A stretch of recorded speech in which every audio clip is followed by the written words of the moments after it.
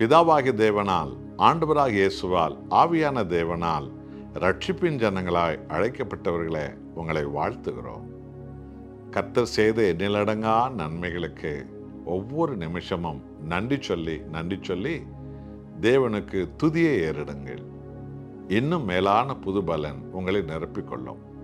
143ஆம் சங்கீதம் 10வது வசனத்தை பாருங்கள். ஆவியான தேவன் நமக்கு சொல்லும் சத்தியம். உமக்கு பிரியமானது செய்ய எனக்கு போதித்தருளும். நீரே என் தேவன். உம்முடைய நல்ல ஆவியானவர் என்னை செம்மையான வழியிலே நடத்துவாராக. எவ்வளவு அற்புதமான சத்தியம் பார்த்தீர்களா? நாம் யார் யாருக்கோ பிரியமானதெல்லாம் செய்த அனுபவங்கள் உள்ளவர்களாய் நாம் இருப்போம், உண்மைதான்.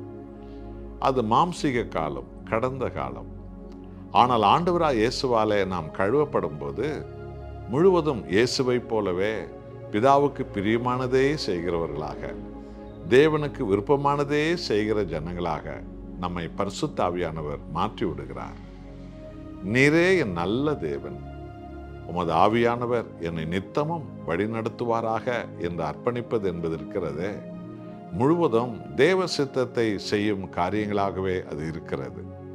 ஆமென் அன்பானவர்களே. இனி மனிதர்களுக்கு பிரியமானதை நாம் ஒருபோதும் செய்யாமல், நம்மை ரட்சித்த, நம்மை மீட்ட, நம்மை அபிஷேகித்த ஆண்டவராகிய தேவனுக்கு பிரியமானதே நாம் செய்யும்படி தீர்மானம் எடுப்போம். அவருக்கு பிரியமானது செய்கிறவர்கள் பாக்கியவான்கள். நம்முடைய தேவனே நம்முடைய தேவன். அவரே சர்வத்தின் தேவன். அவரே மனிதகுலத்தின் தேவன்.